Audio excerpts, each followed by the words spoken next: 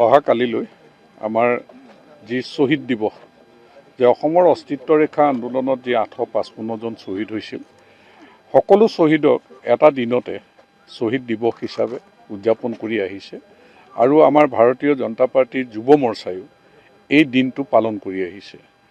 তেওঁলোকে বিভিন্ন জিলাত এই দিনটো পালন কৰিছে। এইবাৰ শোণিতপুৰ জিলাৰ আমাৰ নদুৱাৰ সমষ্টিৰ এই পকামুৰা পথাৰত এই দিনটো অহাকালিলৈ উদযাপন হ'ব। মুখ্য অতিথি হিচাপে আমাৰ মুখ্যমন্ত্ৰী ডক্টৰ হিমন্ত বিশ্ব শৰ্মা ডাঙৰীয়া থাকিব আৰু লগত আমাৰ দলৰ ৰাজ্যিক সভাপতি ভৱেশ কলিতা ডাঙৰীয়াকে ধৰি দলৰ শীৰ্ষ নেতৃবৃন্দ, আমাৰ মন্ত্ৰী বিধায়ক বা সকলো জিলাৰ পৰা আমাৰ দলীয় সতীৰ্থ আৰু যুৱ মৰ্চাৰ সকলো জিলাৰ পৰা ইয়াত উপস্থিত থাকিব।